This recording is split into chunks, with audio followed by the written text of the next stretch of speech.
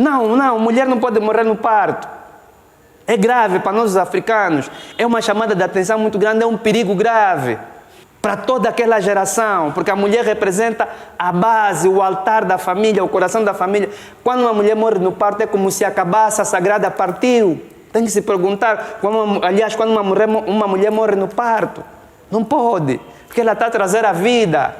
Se ela está a trazer a vida, não pode ir no caminho inverso, que é o caminho da morte. Essa é a lógica da vida para os africanos.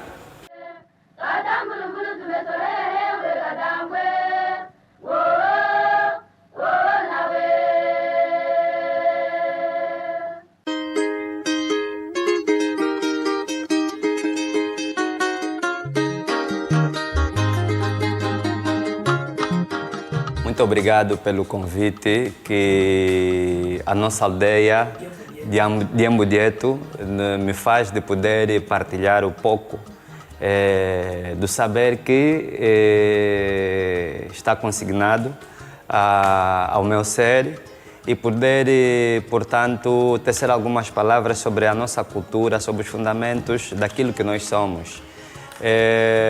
O nome que fui registrado, ou o nome de colono que uso é Filipe Arthur Vidal. É nome de colono porque esses nomes vieram propriamente da colonização, mas o nome que tenho, que é da minha identidade, é Kumpemba Elimbondo, porque sou o meu lumbo, ou a família do meu pai é Mukongo, justamente do Kissala. Nós somos, portanto, Kichimba, somos também da linhagem de Samba Quilosso. Temos algumas linhagens ligadas à realeza e também ao sacerdócio tradicional. Portanto, eu sou neto da Mbwanda Matomana e do Kalombe de Ngongo. E a minha canda, ou a família da minha mãe, nós somos do Virré, dos antigos estados do Planalto. Portanto, sou bisneto da Colina, Filipe, da Colina Candumbo. E também, do outro lado, sou neto do Arthur Filipe Elimbondo. Portanto, essa é a minha raiz familiar. Enquanto profissional, eu sou professor de História das Artes, no CEARTE, no complexo das escolas de arte. Dou aulas de História das Artes, Antropologia geral e Antropologia da Arte, Teoria das Artes, no curso de Artes Plásticas, no curso de Música, no curso de Dança e de vez em quando também migro para o curso de Cinema.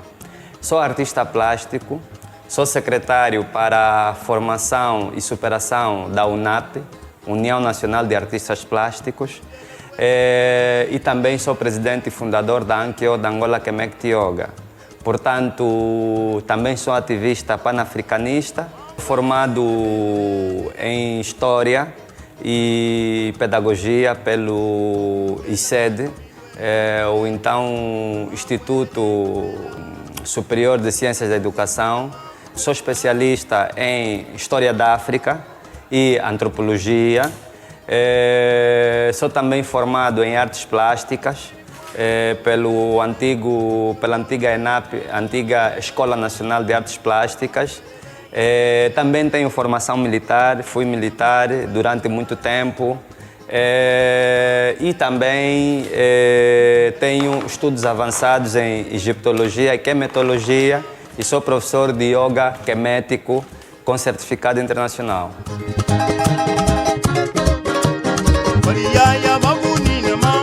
Muito bem. Antes de eu entrar concretamente na nossa pergunta, nós devemos sempre, enquanto acadêmicos, mas muito mais do que acadêmicos, simples acadêmicos, mas enquanto cientistas, e fazendo e estando na linhagem em que nós fizemos os nossos estudos, que é a linha de pesquisa e a linha de orientação epistemológica do professor Cheikh Anta Diop, vamos nos recorrer àquilo que o professor Teofilo Obenga, não é? O nosso grande decano da antropologia, que é metodologia e egiptologia africana, diz. O professor Teofilo Obenga nos ensina que há 3 momentos que marcam a vida do ser humano. Esses 3 momentos fundamentais é que vão marcar os outros momentos, não é? Que são subsidiários a esses 3 momentos, que são o nascer, o casar e o morrer. Essas 3 são as fases mais importantes do ser humano. Agora, o que nós precisamos também dizer aqui é que todos esses momentos vão marcar a cultura fundamental de um povo. Mas é importante nós compreendermos o que é cultura. A definição de Leslie White de cultura, ela não chega a ser muito completa. Aquilo que é a compreensão do todo e da parte, não é, da nossa relação com o cosmos, da nossa relação com a natureza, da nossa relação com os outros seres humanos. Quer dizer que nós temos aqui uma tripla relação. Uma relação que nós temos, como diz o professor Dumbi Facoli, o que ele chama de cultura, a relação cosmológica ou a ligação que cada povo tem com Deus. E isso traz a visão de mundo, aquilo que os alemães chamaram de Weltanschauung, não é? O Weltanschauung, que é a visão de mundo. Então, essa visão de mundo africana não é igual à visão de mundo europeia, não é igual à visão de mundo ocidental, não é igual à visão do mundo oriental ou asiática, não é igual à visão do mundo dos ameríndios. Cada povo tem a sua visão de mundo.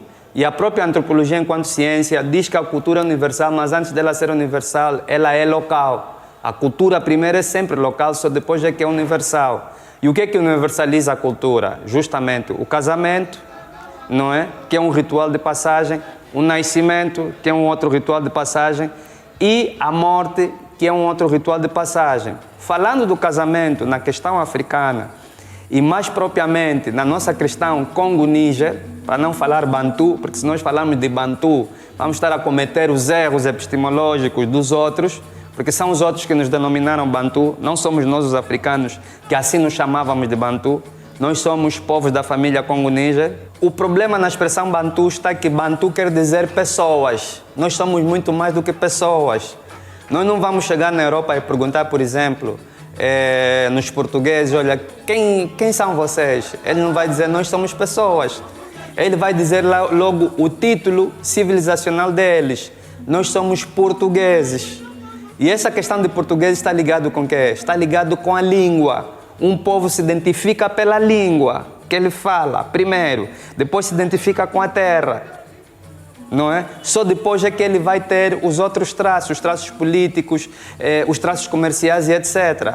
Agora, nós dentro da classificação linguística, nós somos chamados povos Congo-Níger, povos que saíram do berço, não é? Desse berço, desde o rio Níger até o rio Congo. Quer dizer que são 2 berços aonde surgiram essa grande civilização que é vulgarmente e erroneamente chamada de Bantu, o que também o professor Prince Dika Kwanyama Nambela, no seu livro Les Problèmes de l'Anthropologie Africaine, ou Os Problemas da Antropologia Africana, ele traçou bem isso enquanto antropólogo, enquanto etnólogo, embora que ele também, como o professor Teofilo Obenga, desconfiam da etnologia, e eu sou da mesma percepção. A etnologia não serve para nos estudar, porque ela não nos vê como civilização, nos vê como povos primitivos, povos atrasados. Esse é o discurso da etnologia. O professor Prince Dika Kwanyama Nambela diz e classifica esses povos como Xangala, ou povos Ngala-Douala, ok? Então, nós somos da família Xangala. Isso foi classificado, isso foi estudado. Mas como nós ainda somos subservientes a uma narrativa da nossa história do Ocidente, de que o Ocidente é que tem que certificar a nossa história, até hoje nós insistimos nesta questão Bantu. Mas voltando à questão do casamento, para nós, por exemplo, os povos Congo-Níger, o casamento é diferente, não é? Há uma visão diferente do casamento e há uma visão diferente do nascimento e da própria morte. Logo, o que é que nós podemos dizer? Aqui nesta região, que é hoje Angola, né? Porque Angola de hoje é produto da colonização portuguesa. Antes da colonização portuguesa não havia um espaço chamado Angola, até porque o próprio nome Angola, quem fabricou foram os portugueses, era Angola, não é? Angola que era o título dos soberanos, dos estados do Ndongo, primeiramente, e depois Matamba, não é? Eram os Angola, não é? Kenkikongo, Kenkimbundo, quer dizer o forte, aquele que tem força, mas Angola também, em Kikongo, etimologicamente, no Kikongo quer dizer o Congo vermelho, não é? É só vermos que Congo, Ndongo, não é? O que o Ngo continua, e é um Ngo que fala de quê? Do leopardo, quer dizer que são os membros da confraria do leopardo que unidos criaram um Estado em África. Então, justamente, nós queremos aqui dizer que em África o Estado surge por causa do casamento, não surge por causa do indivíduo. Então, o casamento é o tipo de relação que vai se basear todos os laços, os laços sociais ou os laços de parentesco. Então, aqui o casamento se vê numa perspectiva do Dikenga. O que é isso Dikenga? O Dikenga é o cosmograma que nós usávamos, os povos Congo-Angola, não é? E mesmo os Chokwe, os Lunda Chokwe, não chamam de Dikenga, mas chamam de Ntangwa, não é? Que é aquela cruz com pirâmides que nós encontramos na testa do Akishi, o Apo, ou Moanapo, não é? Esse Dikenga vai justamente nos mostrar como nós víamos o mundo. Nós víamos o mundo primeiro como a ligação de três dimensões. A dimensão divina, onde está Nzambiampungu Tulendo, a dimensão intermediária, onde estão os antepassados, e a dimensão física, onde nós vivemos. Para nós o casamento não é uma relação, não é um negócio entre duas pessoas. O casamento nunca foi um negócio. Para nós, os africanos, como por exemplo no Ocidente, nós temos, logo que você chega na conservatória, lhe perguntam separação de bens ou comunhão de bens. Você nunca vai ver isso nos vulgo bantu, não é? Mas eu prefiro chamar nos povos Congo-Níger. Nunca vão te perguntar separação de bens ou comunhão de bens, porque não está a se fazer um negócio. A mulher não é uma moeda de troca como na Europa.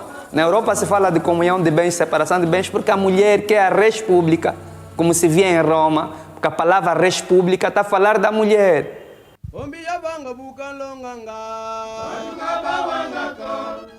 Nunca foi, o homem africano nunca foi machista. O homem africano tornou-se machista depois de 2 acidentes históricos que nunca mais deverá acontecer com o nosso povo. Primeiro, o tráfico de pessoas africanas, a desumanização das pessoas africanas por via da escravatura e da escravidão. E segundo, a colonização.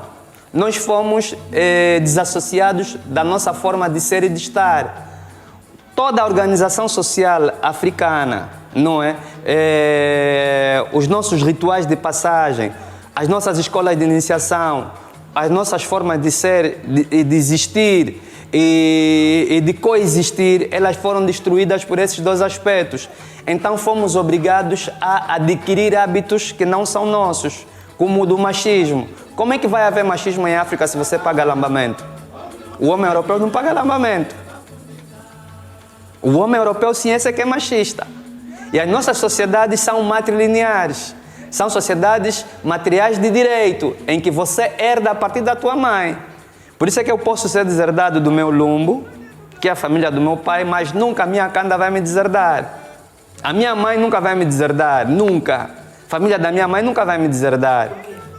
Isso porque em África, durante muito tempo, sabe que nós somos os povos que mais estamos aqui há mais tempo nesse planeta. E somos os povos que criaram a civilização. E a base da civilização é a família. Nós conseguimos ver, conseguimos entender que quem vai transmitir os laços de parentesco é a mulher, por via do cordão umbilical. E a mulher, na verdade, é ela que tem toda a propriedade, porque ela é que te dá família. A mulher é que nos dá dignidade. Na Grécia, em Roma, entre os vikings antigos, você para ser homem, considerado homem, tinha que ou ir para a guerra ou roubar, não é? Isso nós vemos os filmes e as coisas estão aí claras, só que nós não prestamos atenção. Nós normalmente só fizemos estudos etnológicos, em vez de fazer estudos antropológicos, fizemos estudos etnológicos dos nossos povos, das nossas civilizações. Mas nunca fizemos estudos antropológicos dos que vieram nos colonizar. Mas está ali a antropologia deles. Vais ver o filme 300, e vais conseguir ver qual era o ritual de passagem para que o indivíduo fosse homem, considerado homem. Ele tinha que ser, a partir dos 14 anos, retirado da comunidade, sair da comunidade, ir combater, não é?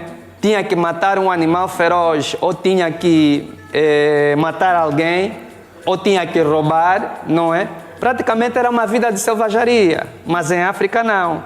Em África, logo que o indivíduo nasce, logo do ritual do nascimento, veja-se, já que nós tivemos o mundo dentro da esfera do Dikenga ou do Ntangua, que são as duas referências que eu vou ver aqui, para nós os africanos, o bebê que nasceu, o indivíduo que nasceu é o antepassado que voltou.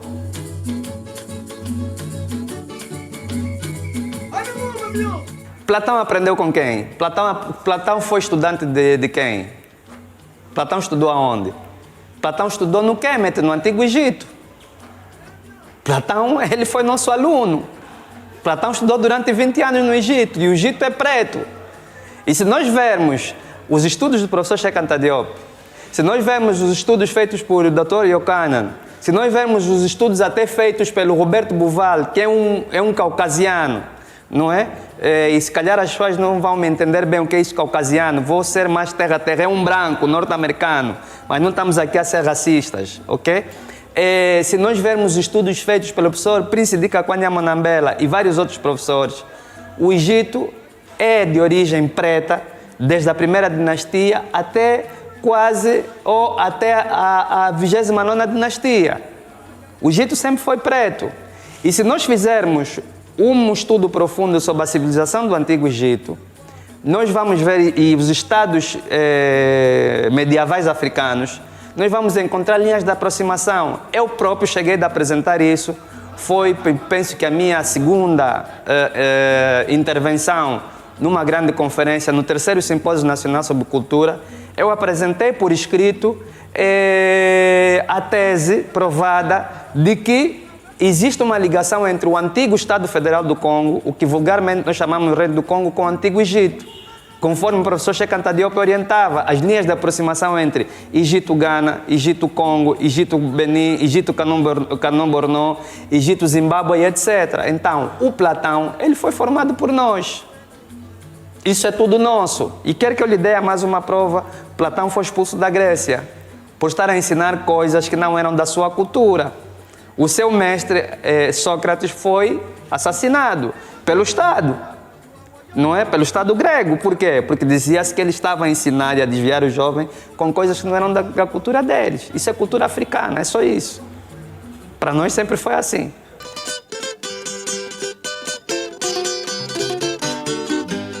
Em Umbundo se diz que quando você vai casar, tem que perguntar. Você quando vai casar tem que perguntar. Então, nós vamos ver um livro do padre Raul Assuan Altuna, Cultura Tradicional Banto. No livro do padre Raul Assuan Altuna, Cultura Tradicional Banto, ele apresenta a pirâmide vital, onde primeiro está Nzambi, Ampungu, Tulendo, ou Suco, Kalunga, ou Sacatanga. Depois nós vamos encontrar, abaixo dele, os gênios criadores, né, que para nós são os Inquisi, Chiquisiquisi, Ovanquisi, para os outros são os Ori. Depois nós vamos encontrar os antepassados fundadores da comunidade. Depois vamos encontrar os antepassados, os heróis fundadores, aqueles que se notabilizaram. Isso ainda no mundo espiritual, invisível. Depois vamos encontrar os gênios da natureza. Depois vamos encontrar, portanto, a nossa comunidade dos vivos. Então, para nós o casamento era o quê? Por que a comunidade se preocupava? E a comunidade como é que se organizava? Os africanos nas suas comunidades, até hoje, lá onde é mais rural, ainda onde a colonização não mexeu muito, embora que também lá já está a se mexer muito, a se perder muitos valores por causa da difusão da televisão, não é? Da rádio, da internet e etc. E os que nos colonizaram são mais agressivos a reproduzir os seus conteúdos culturais e a pôr nas mídias, ok? E a língua está cada vez mais a ser, nossa língua está a ser cada vez menos usada nas nossas questões políticas, científicas, religiosas e etc. Então o que é que vai acontecer? Primeiro é que em África ser solteiro é inadmissível nas nossas culturas. O indivíduo não pode ficar sozinho. Aquilo que a Bíblia disse que Deus não criou o homem para andar só, por isso criou uma adjudicadora. Aquilo é nosso também. Em África sempre foi assim. Vai chegar um momento, e às vezes os casamentos eram arranjados desde o momento que o indivíduo nasceu. Olha, nasceste uma menina, aquela menina que nasceu vai ser esposa do meu filho. Às vezes o casamento era arranjado já ali nessa altura. Exatamente. Então, o que é importante dizer aqui? O importante de se dizer é que quando o indivíduo começasse a ter as primeiras pulsações sexuais conscientes, ele começava a ser treinado para o casamento. E um dos seus treinos para o casamento era a mukanda, ou o ekwenje, que era o ritual de iniciação masculina. E a menina era o efiko, o kikumbi ou o chikumbi, que era o ritual de iniciação feminina. Não era só para o casamento, porque ali na escola de iniciação aprendia-se muitas questões da vida. Mas o casamento era muito importante e fundamental. Por quê? Porque todas as relações sociais vêm a partir do casamento. Tudo vem a partir do casamento. Porque as relações sexuais têm que ser consagradas. Por isso é que nós inventamos o casamento. Para lhe dizer que quem inventou o casamento foram os africanos. Tanto que nós é que ensinamos os europeus a casarem. Sabia disso? Sabiam disso? Se nós lermos o livro Martin Bernal, o livro Black Athena, nós vamos ver que quem vai fundar as primeiras cidades gregas são indivíduos africanos que levam lá o casamento, a escrita, enquanto linguagem civilizacional. Porque os outros não casavam como tal, os outros raptavam as mulheres e obrigavam a ficar com essas mulheres. Nós não, nós casávamos porque tínhamos que negociar com essas mulheres, tínhamos que negociar com essas famílias. Então, quando se faz o casamento na comunidade, todo mundo se preocupa por quê? Porque você não pode casar em qualquer lugar. O casamento é um laço que vai definir toda a nossa vida e toda a nossa história de relações. Então, não era só o indivíduo que dizia: papá, me apaixonei por aquela moça com aquela que eu quero ficar. Não. O indivíduo normalmente avisava a sua intenção: papá, eu estou a ver uma moça assim, assim. E às vezes nem sequer era o pai, era o tio. E qual é o papel do tio, da tia? Muito bem. O grande problema aqui é que o filho, a partir do nosso sistema de sucessão, que é matrilinear, que é de matrilinhagem, o filho não é, ele é meu filho biológico, mas ele não é totalmente meu filho. Ele é filho do irmão da mãe dele. Por quê? Porque é lá onde ele vai buscar quase toda a sua raiz. Vai ver que dentro da biologia, hoje da genética, já se descobriu que a mulher é a única que tem as chamadas células mitocondriais. Existem questões de transmissão genética de alguns valores, de alguns adquiridos genéticos que só a mulher transmite, não precisa da influência do homem. E o africano já sabe disso há muito tempo, o europeu está a ver isso agora. Então isso é ciência, porque toda a nossa relação social, tudo que o africano fez, sempre fez com ciência. Mas ciência é o quê? As pessoas vão pensar que ciência é chegar num laboratório e fazer isso, fazer um montão de pesquisas. Não. Ciência, como diz o professor Teofilo Benga, é ter um problema e resolver esse problema. E nós sempre resolvemos problema. Não é? Só para me permitir explicar um bocadinho isso, vou me desviar um bocadinho, usando o exemplo do próprio professor Teofilo Obenga. Onde é que quando é que se descobriu a navegação? Foi em África, onde surgiram os primeiros barcos. Os nossos antepassados começaram a ver, eu quero atravessar esse rio. Quero atravessar o rio, se eu atravessar nado, posso afundar, ficar cansado ou ser comido por um jacaré. Voar, não vou conseguir, porque eu não tenho asas. Então começaram a fazer experimento, o que eles chamam de empirismo. Na verdade não é empirismo, é experimento, porque toda a ciência tem que resultar da experimentação laboratorial, e o africano sempre fez isso. Então ele meteu um tronco, ele viu que o tronco boia. Então ele disse, não, vou amarrar vários troncos e vou para atravessar. Agora, preciso de colocar um motor nisso. Qual é o motor? É o leme. Ele pôs, não é? Com um junco. Ele começou a fazer o leme. Agora, você pegar nisso e colocar lá um motor atrás, já é outra coisa. Mas o básico fomos nós que inventamos. As primeiras universidades no mundo, na antiguidade, se encontravam no Antigo Egito, no Ghana, perdão, no Antigo Egito e na Núbia, que é hoje Sudão. Ok, vão dizer, não, isso é antiguidade, já passou. Ok, vamos na Idade Média. A Idade Média que começa a partir do nascimento de Cristo até mais ou menos no século XV. É considerado isso, XV, XVI é considerado Idade Média. Quais são as primeiras universidades do mundo? A Universidade de Tombuctu, que se encontra no Mali, até hoje existe. Foi a primeira universidade do mundo inteiro na Idade Média, que já teve mais de 11 mil estudantes, com diplomas, professores universitários, todo mundo vinha lá estudar. Depois temos a Universidade de Gao, no Senegal. Depois temos a Universidade de Bandiagara, que foi destruída, não é, com a colonização, entre os Dogon, que o europeu diz não é possível os Dogon saberem isso tudo, quem lhes ensinou foram os extraterrestres. Mas está onde estão os extraterrestres que nos ensinaram? Nossos antepassados nunca falaram de extraterrestres, mas ele como ele tem complexo de inferioridade, então ele vai dizer, não, isso é mistério. Uns dizem, não, é mistério Dogon. Os outros dizem, não, é extraterrestre. Estão aonde então? Nos apresentem prova desses extraterrestres. E se falarmos de extraterrestre, os primeiros indivíduos a falarem que existe vida em outros planetas foram os Dogons. Quem falou dos tais primeiros extraterrestres foram os Dogons, mas os Dogons nunca falaram que os extraterrestres é que lhes ensinaram. E se falarmos mais dos Dogons, ok? E se falarmos mais dos Dogons nas universidades, vai ver que mesmo na antiguidade egípcia, e vai ver que nunca se estudou tanto astrologia, tão profundamente como no Antigo Egito, na Antiguidade. Não foi na Babilônia, foi no Antigo Egito.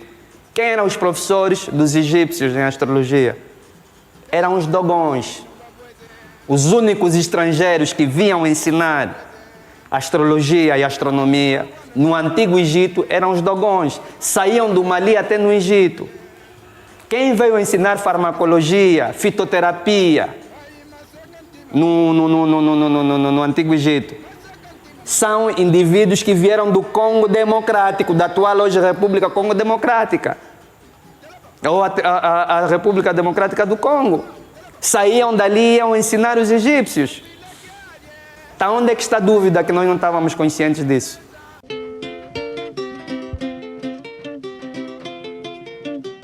Muito bem, o alambamento.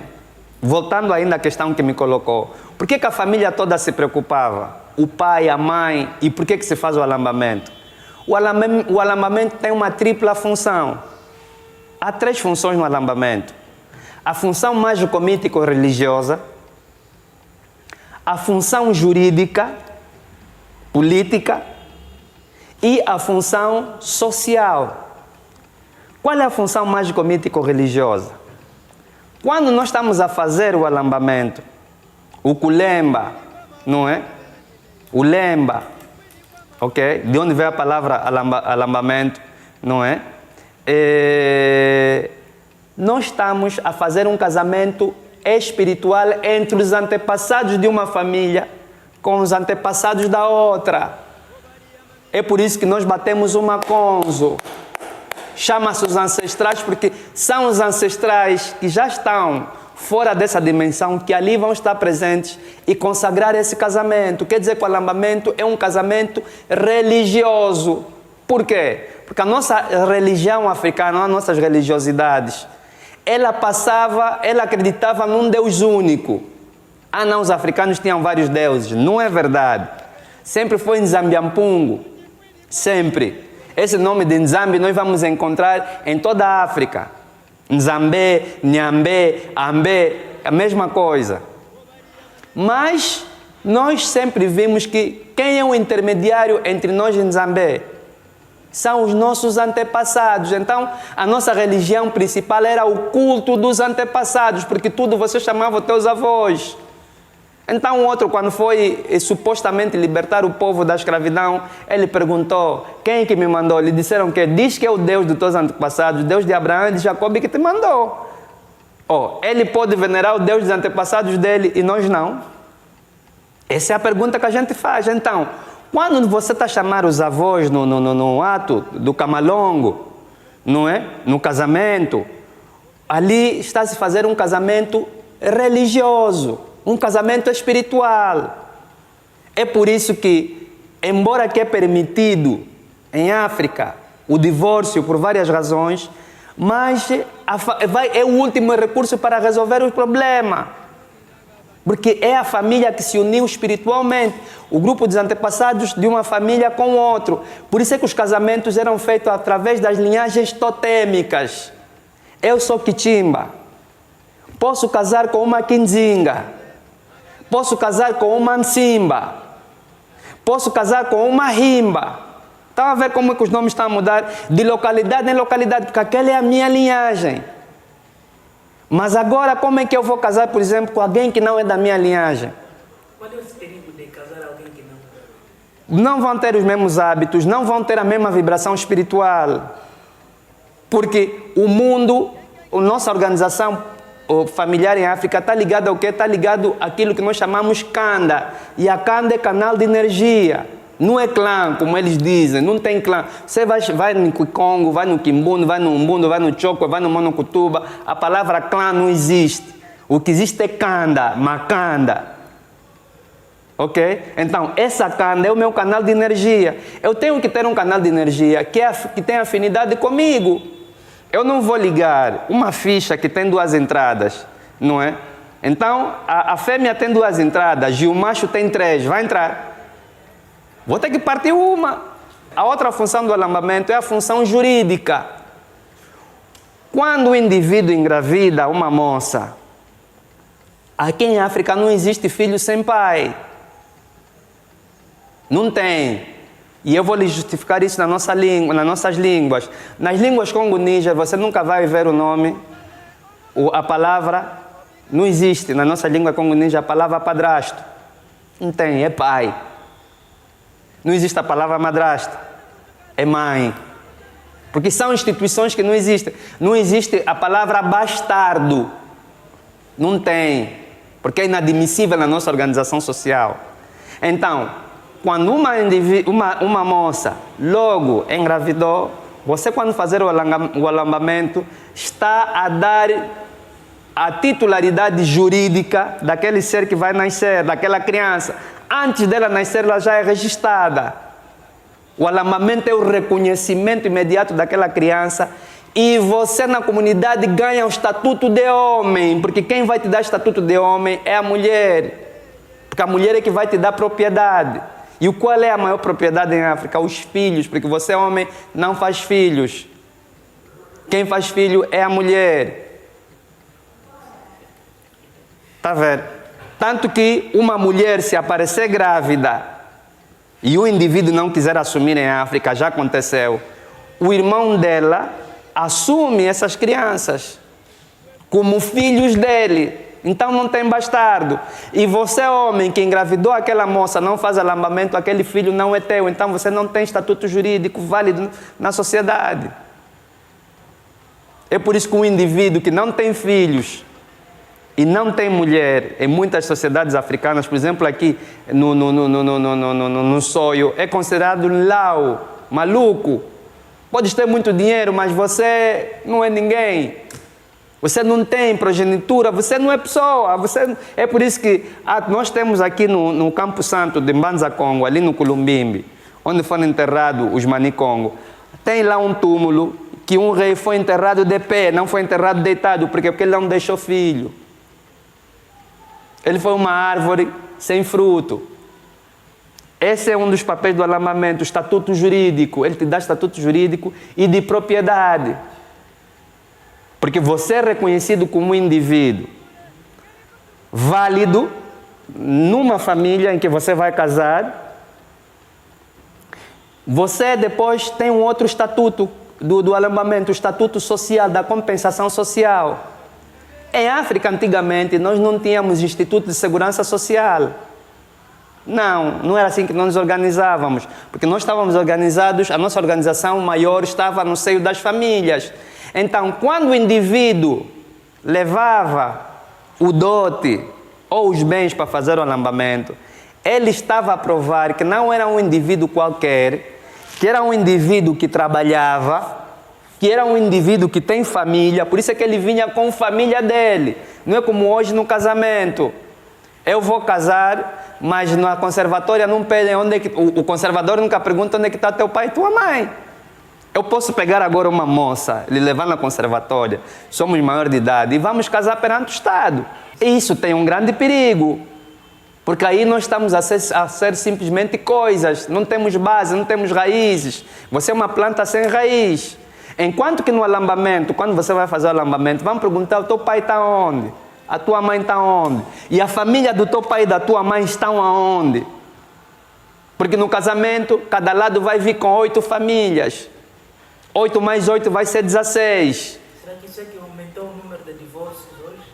Claramente, porque hoje nós não estamos a fazer o casamento no estado da consciência. Primeiro, dentro da nossa visão cultural, porque nós estamos a casar todos com todo mundo. Isso não se faz. Apesar do leão e a onça andarem na mata, na mesma mata, mas o leão não come aonde o leopardo come. O leopardo nunca come no chão, o leopardo come lá em cima na árvore.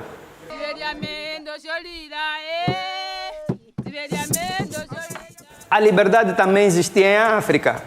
O facto do pai dizer que essa é a melhor esposa para ti, o pai não obrigava o filho.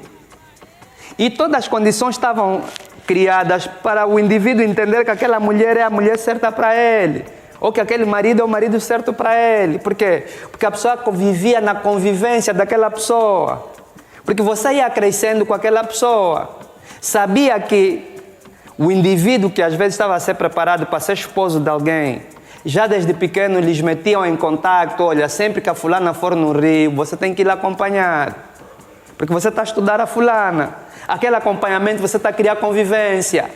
Hoje não, vou numa discoteca, vejo uma moça bonita, lhe vi, ou venho aqui na UNAP, venho numa exposição, lhe vi, fiquei apaixonado e essa é a minha mulher. Não lhe conheço, não conheço a família dela, não sei quais são os hábitos daquela família. Se às vezes a família que você vai casar, que o primeiro filho tem que morrer, é costume. A família que você vai casar, que lá nascem muitos gatunos. A família que você vai casar, que são indisciplinados, são insurretos. Então você chega, vai casar com uma moça ou com um moço desse tipo. Quando chega lá e encontra essa realidade, você vai fazer o quê? Você vai fugir, vai recuar, vai divorciar. E os nossos antepassados viam que o divórcio é muito mais caro, é muito mais perigoso do que o casamento. De que forma é que vocês ficam magoados, primeiro? De que forma que os filhos ficam em estado de abandono? Porque filho é bom com o pai dele e a mãe dele. Está vendo? De que forma é que eles ficam afastados da família? De que forma... O perigo é que quando você entra numa família, você conhece os segredos daquela família. Você sabe o que existe naquela família. E existem questões de família primordiais que você deve guardar contigo. É por isso que muitas vezes em África podiam não chegar ao divórcio, mas iam à separação, por exemplo. Existe separação, existe divórcio também em África. Que a indivídua já não está com ele, mas é mulher dele simbolicamente, mas já não tem nada. Por quê? Para garantir a proteção dos filhos. Está vendo? Então, são essas questões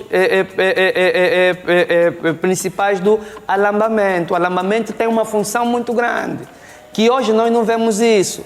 E um indivíduo que paga o alambamento está a prestar vassalagem a quem? Está a prestar vassalagem aos antepassados daquela mulher, está a pedir permissão. Porque o alambamento não é conquista, é pedir permissão.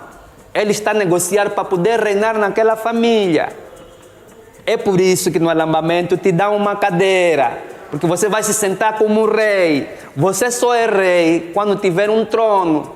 E desde o Antigo Egito, que é a primeira civilização em África, até as civilizações africanas da Idade Moderna, o símbolo da mulher foi sempre o quê? O trono. Como é que você vai ser um rei sem ter trono?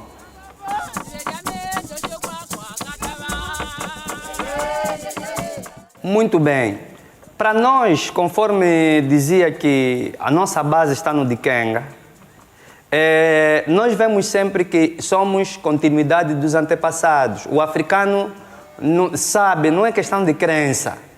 O africano não tem muito isso de acreditar, não. O africano sabe que ele faz experiência. É por isso que ele chama. Qualquer coisa que o africano faz até hoje, mesmo hoje nossos governantes, depois que beberam muito da colonização e tentam ser mais cristãos que o Papa, não é? E mais europeus que o Cristóvão Colombo. Quando há problemas sérios aqui, por exemplo, nós tivemos problemas há pouco de chuvas aqui em Luanda, que estava a chover todos os dias. Não chamaram os mais velhos para vir fazer ritual aqui na Bahia. As chuvas abrandaram um bocadinho. Então, se vocês dizem que isso não existe, foram chamar por quê? Porque nós soubemos dentro do nosso subconsciente profundo, e dentro do nosso subconsciente, tanto individual como coletivo, que nós temos uma ligação com nossos ancestrais, que se nós chamarmos, eles vão vir. Então, para nós, uma criança que nasce, é por isso que a partir do próprio camalongo, ou casamento, ou culemba, é já uma festa em que nós estamos a unir um grupo de antepassados com outro grupo de antepassados. Por isso é que nós vamos fazer o quê? Vamos meter no chão, e o chão para nós, a terra. Não, os africanos quando fazem os rituais deles, eles jogam na terra, são gentios. Não, a terra para nós é o elemento mais sagrado que existe, porque é a terra que nos dá toda a propriedade. E é a terra onde sai o alimento para nós, e é a terra onde se colocam os nossos corpos.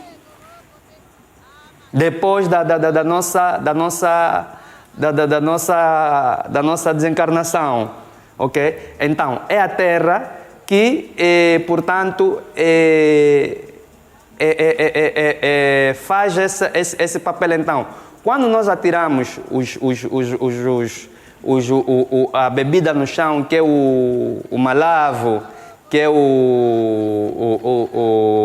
atiramos o obi ou o macaso no chão, é justamente para quê? Para agradecermos os nossos antepassados pela vida. Quer dizer que a vida começa onde? A vida começa no plano espiritual. Então, aquela criança que veio, quando a criança nasce, não é? Nós estamos a receber um antepassado que veio, que voltou. Por isso é que em África se faz festa. Quando a criança nasceu, é uma festa grande, porque é um indivíduo que vai trazer nova esperança, vai trazer nova consciência, enriqueceu a comunidade, fortaleceu os laços de família. E a criança, quando nasceu, fez o quê? Fez a consumação do casamento, porque em África não existe casamento sem criança, não tem isso. Os europeus podem casar e decidir não ter filho. Em África, não. Em África, se você casou, tem que ter filho. Porque alinhar é a junção de quê? Dos dois grupos sanguíneos, dos dois sangues das duas famílias. Porque vai sair uma parte da canda e uma parte do lumbo, que vai fazer o indivíduo. Quer dizer que o indivíduo, quando nasce, ele é muito. Aqui nós chamamos muito, e as pessoas querem dizer que muito, não, muito traduzido em português é pessoa. Não. Pessoa vem do grego persona, que quer dizer máscara. Para nós, muito não é máscara. Aliás, muito é um dos nomes de Deus. Por isso é que para nós o indivíduo é a própria quando ele vem é o próprio Deus que voltou a nascer. Então, se Deus nasceu ali, então nós temos que fazer festa. Então, esse indivíduo quando vem dentro do Dikenga, há 4 perguntas que nós vamos fazer no Dikenga. No Kala nós vamos perguntar quem eu sou. No Musoni nós vamos perguntar de onde eu vim. No Luvemba nós vamos perguntar, aliás, o que é que eu vim fazer? No Luvemba nós vamos perguntar de onde eu vim. Ok? E em cima nós vamos perguntar o que é que eu vim fazer aqui nesse mundo. Para nós os africanos, cada indivíduo que nasce, ele nasce com uma força espiritual, com uma missão a fazer aqui na Terra, enquanto durar a vida dele, porque o africano já sabe que o indivíduo nasce e morre, é por isso que o africano não faz escândalo na morte, mas ele pergunta sempre por que a pessoa morreu, e as pessoas dizem, não, os africanos querem sempre saber por que a pessoa morreu. O europeu também, o europeu até faz operação cirúrgica no morto, faz autópsia, o africano não faz. Então, quem disse que só o africano é que pergunta por que a pessoa morreu? O europeu também pergunta. Agora, quando o indivíduo nasce, o quem eu sou é o nome. O nome é o quê? O nome é a revelação da missão espiritual do indivíduo aqui nesse planeta. É por isso que o nome não se dá à toa. O nome de uma criança vai se dar, ou ela própria criança, que é o antepassado, vai pedir o nome dele, vai dar sonho. Isso o europeu já não acredita, porque ele diz que os sonhos, na psicologia, né, de Freud, ele diz que sonho é o que eu vivi durante todo o dia e vai se materializar à noite. O africano não, o africano sabe que quando ele vai dormir, o espírito dele sai, vai no calunga e ele vai ter contato com os antepassados, direto. Então aquele indivíduo que está a vir é antepassado e ele pode dizer, olha, o meu nome vai ser fulano. Eles dizem, não, isso já está ultrapassado. Está ultrapassado como se na religião deles, que é o cristianismo, quando Jesus nasceu, mandaram alguém, um anjo que é antepassado deles, não é? E disse, o nome desse indivíduo vai ser Emmanuel e a missão dele vai ser essa. Só vale para os outros e para nós não. Então há um ritual do nome. Como é que se faz esse ritual do nome? Há 2 nomes que o indivíduo tem nas famílias Congo-Níger. Vou falar, por exemplo, no caso de Cabinda. No caso, por exemplo, do Zibinda, o indivíduo, quando ele está na barriga da sua mãe, o pai e a mãe vão escolher um nome secreto que só o pai e a mãe vão saber. Nem o próprio indivíduo vai saber, porque aquele nome é que vai ser o agente mágico para proteger aquele indivíduo quando tiver em perigo grave, de doença grave. Por exemplo, o pai e a mãe vão fazer rituais próprios dentro da nossa cultura e vão chamar aquele indivíduo para a vida. É um nome secreto que só o pai e a mãe sabem. Isso nós já perdemos, infelizmente. É aquilo que em psicologia chamam de alter ego. Tá vendo? Nós já tínhamos isso. Depois, tem o nome oficial que todo mundo vai ter, que é ou o indivíduo escolheu, a partir do sonho, ou um antepassado, um avô, um tio, não é? Ou alguém com dignidade na família, ou um irmão mais velho, por exemplo, vai dizer, o nome dele vai ser fulano. Ou então o nome vai ser resultado de quê? Vai ser o resultado do que o pai e a mãe viveram durante a gravidez. Então vai-se fazer uma grande festa, ainda no caso do Zibinda. A criança, normalmente quando nasce, vai ficar entre 3 semanas a 3 meses só dentro de casa. Em alguns casos se cumpre mesmo aquele ritual dos 3 meses só dentro de casa. Só aquelas famílias com grande dignidade, não é só aqueles membros com grande dignidade na família, como o pai do noivo, da mulher, a mãe da mulher, algumas tias é que vão ver o bebê, não é? Então, quando se trazer o bebê pela primeira vez à luz do sol, que é um tangu, que começa a marcar o tempo, não é? Social da criança, porque nós temos em África 3 tempos: o tempo espiritual, que é o tempo divino, não é? O tempo social e o teu tempo individual, porque você tem que saber viver esses 3 tempos. Então, esse indivíduo, esse bebê quando é trazido, vão organizar as várias crianças da comunidade, vão falar na comunidade, naquelas crianças, qual é o nome do indivíduo que vai sair fora. Quando aquele bebê sair fora, todos os indivíduos começam, todas aquelas crianças que são que são da mesma geração dele, começam a lhe chamar pelo nome dele, a cantar, a dançar e a agradecer. O valor simbólico do nome é o seguinte, o nome revela o nosso destino, o nome é uma das partes divinas dentro de nós. Os Congos sabem disso, no Benin sabem disso, na Nigéria sabem disso, no Antigo Egito sabem disso. O nome revela quem você é. Tudo que tem nome existe, o que não tem nome não existe. É por isso que mesmo depois da morte, o indivíduo continua a existir, e continua a pedir, e continua a exigir. É por isso que ele é venerado depois da morte. Enquanto que na Europa não. O indivíduo depois de morrer perde titularidade jurídica, personalidade jurídica e já não é ninguém. Em África não. Em África o indivíduo morreu. Primeiro já, os rituais do óbito do indivíduo vão ser feitos de acordo à morte do indivíduo, porque não se enterra. Não existem os mesmos rituais para alguém que morreu de doença prolongada, para alguém que morreu de acidente, para alguém que morreu na guerra, para alguém que morreu envenenado. Não, em África não existe isso. Da mesma forma que não se chora, da mesma forma uma criança, uma mulher que morreu no parto, que é grave para nós os africanos, a mulher não pode morrer no parto, é um crime grave, é um azar grande na família, não pode. Ok? Não, mulher não pode morrer no parto.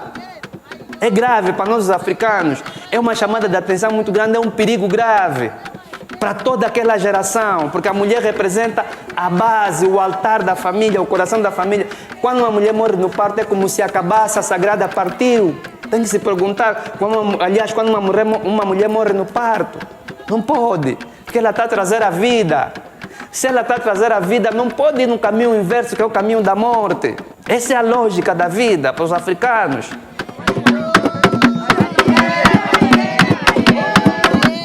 Nós recebemos as independências, mas não estamos livres.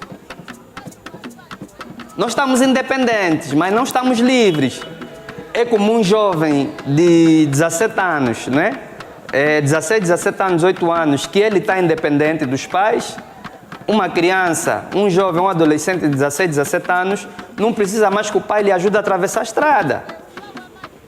Ele vai na escola sozinho, volta, consegue servir sozinho, consegue tomar banho sozinho.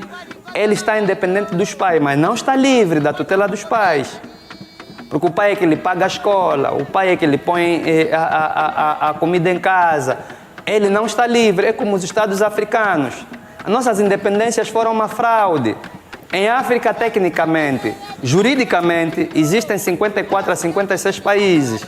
Mas, na prática, na praxis, em África só existem 4 países. Existe a Inglaterra em África, que são os países anglófonos, que estão ligados à Commonwealth. Existem os países francófonos que estavam ligados à francofonia. Existem os países lusófonos que estão ligados à CPLP. Tudo que a CPLP mandar, eles vão fazer. É por isso que aqui em Angola se comemora uma semana da língua portuguesa, mas nunca se comemora um dia sequer das nossas línguas regionais. A prova está aí. O programa de ensino, quem tem que basear é Portugal. Agora, nossas escolas. As escolas, por exemplo, no nosso... Eu não tenho receio de dizer isso, não é? É por isso que nós recebemos a independência. A tal independência em 1975. É para fazer provar se somos mesmo livres ou não. Por isso é que eu vou dizer isso. Nós, por exemplo, agora estamos a ter algumas escolas de referência em Angola. Mas quem está a ditar a regra do jogo para essas escolas serem escolas de referências é Portugal. Quem elaborou há pouco tempo, parece que elaboraram ou tentaram elaborar o exame nacional, não chamaram ou queriam chamar especialistas de Portugal. Como é que na tua Constituição angolana a língua oficial do país é português? Por quê? Se essa língua foi introduzida aqui com violência. Então, enquanto você tiver na Constituição o português enquanto língua nacional, as universidades que nós temos são de caráter ocidental. Essas universidades não reconhecem as nossas ciências. O tipo de religião que nós temos é o cristianismo. A comida, 80% da comida que nós temos é do estrangeiro, vem de barco. Nós já chegamos até de importar massa tomate. Como é que um país tem a segunda maior bacia geográfica do mundo e o tomate nasce em todas as estações do ano? Não é só você regar, você importa massa tomate. Quer dizer que você está a ser colonizado pelo estômago.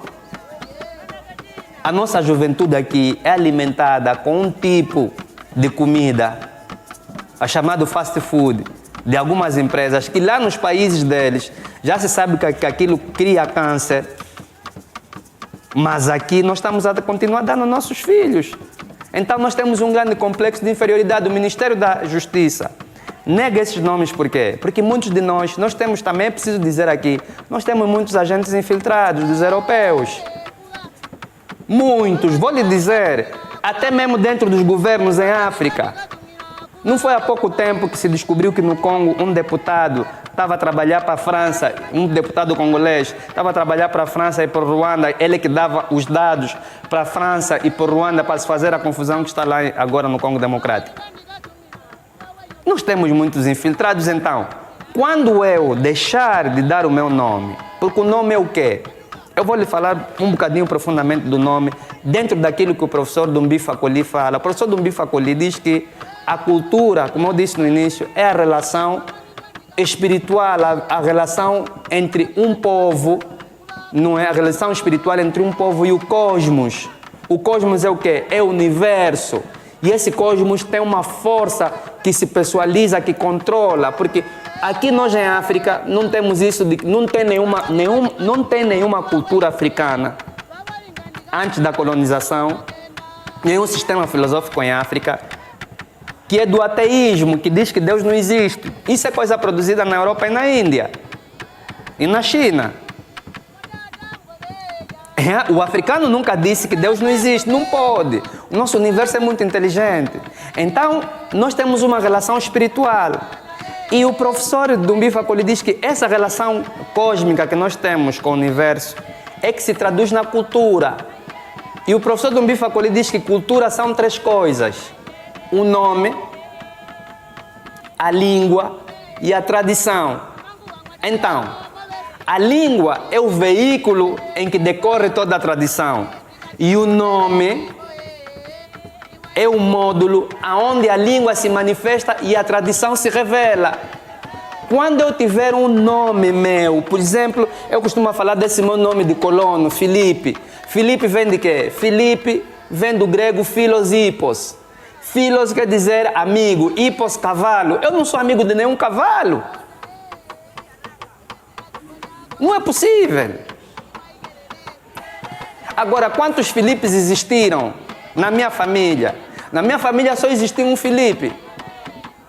Dois Filipes antes de mim, porque eu sou Filipe Arthur Vidal, sou xará do meu avô, Arthur Filipe. Eu me inverteram, fiquei Filipe Arthur. Então, eu sou o terceiro com a propriedade desse nome. O primeiro foi o meu bisavô, que foi batizado pelos brancos. Depois, o meu avô, de quem eu herdei o nome. E eu. São os três únicos na nossa família. Segundo, eles receberam esse nome de Filipe da onde? Quantos Filipes notáveis existiram no mundo? Primeiro, o primeiro grande Filipe notável foi um assassino, o pai do Alexandre o Grande. Como é que eu vou receber o nome de um assassino? Temos o Filipe o Belo na França, que foi um outro rei na França, que matou os cavaleiros templários. É um outro assassino. Então, como é que eu vou estar conotado com a história de um assassino? Está vendo? Agora, quando eu dizer me Kumpemba é limbondo, Kumpemba é o quê? O que é o Kumpemba?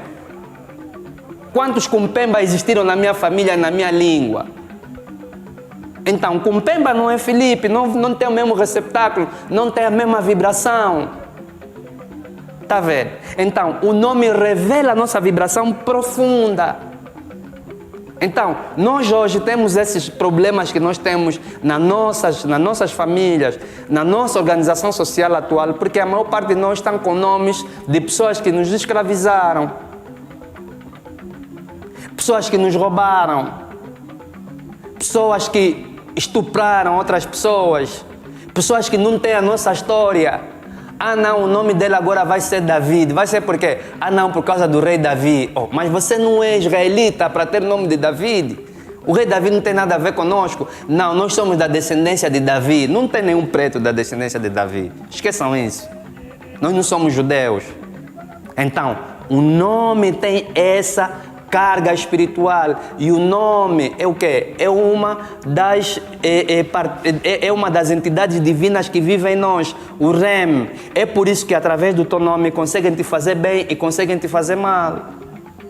Os africanos sabem disso. Por isso é que aquele nome que só os pais sabem. Por quê? Porque é um nome que todo mundo pode saber. E o próprio indivíduo em África, é por isso que o indivíduo em África, quando faz a iniciação da mucanda, ele recebe um nome iniciático, que só o que fizeram curso de iniciação ou a mesma iniciação ao mesmo tempo que ele vão saber. Os outros não vão saber, nem a mulher dele vai saber. Porque o nome é o quê? O nome é um atributo. O nome é um veículo mágico para você atuar nesse planeta. Como disse, eu fui militar. Quando eu fiz o meu batismo de fogo, eu recebi um nome militar. Eu tenho um nome militar que eu uso quando vou em frente de combate. Eu não posso ir no combate como Filipe Arthur Vidal. Não, eu vou com um outro nome, um outro veículo mágico, para eu poder ter sucesso no combate. Quero uma prova disso? Vou lhe dar para eles. O indivíduo nasceu como o quê? Como Jehoshua. Depois dele fazer o batismo, passou a ser chamado de quê? Emanuel. O Manuel e o Jesus são diferentes. São nomes diferentes. É por isso que até hoje, nós vamos aqui, no estado Lunda, aqui no Império Lunda Chokwe, até hoje nós temos os Muata, não é? Os Muata, os Manchanvua, não é? Os reis Lunda. Quando o indivíduo é entronizado, recebe um novo nome. Tem um nome de rei. Vou lhe dar outra prova. Aqui o cardeal Bergoglio, o Dom Bergoglio, quando se tornou Papa, recebeu um outro nome. Não é? Francisco. Papa Francisco, ele não é Papa Francisco II. Por quê? Qual é o problema em nós entendermos isso? Então, se nós não entendermos isso, nós vamos ter muitos problemas. E é por isso que vê que não tem nenhum europeu que se dá nome de africano, não tem nenhum asiático que se dá nome de africano, não tem. Ele sabe disso, porque ele sabe que quando perder o nome dele, ele vai perder a personalidade, vai perder a força espiritual, vai perder a titularidade e vai se desligar com seus antepassados. Vou lhe dar mais uma prova. Um indivíduo, quando se converte no Islã, recebe um nome. Já não é mais Filipe, vou virar Jibril. Ou vou virar Abu Sufyan. Por quê? Vou receber o nome daquela comunidade para me conotar com aqueles antepassados, com aquela força espiritual, porque o nome te liga numa egrégora, que é a fonte de energia. Então, temos que ter cuidado com isso dos nomes. Os nomes não se dão à toa nas crianças. E é um crime o que o Ministério da Justiça tem feito. Nós temos que ter o direito de termos os nossos nomes. E mais uma coisa que eu vou dizer aqui. O indivíduo não tem que ter só um nome ou dois. Não. Porque o indivíduo aqui só tem direito a 2 nomes, mais o sobrenome do pai e da mãe não. O indivíduo tem que ter 5 nomes. Porque nós temos 5 sentidos superiores que estão aqui no mundo, na cabeça. Ele tem que ter 5 nomes. Quer dizer, as pessoas pensam que o africano fazia suas coisas à toa, não. Nós temos que ter 3 teus mais 2 da família. E você precisa ter força, você precisa ter energia. E a energia está onde? Está no teu nome. Está vendo? Então o nome não se dá à toa. E mesmo ainda aqui em África, quando o indivíduo tem filhos, por causa dos filhos que vai ter, pode adotar um outro nome, por causa daqueles filhos.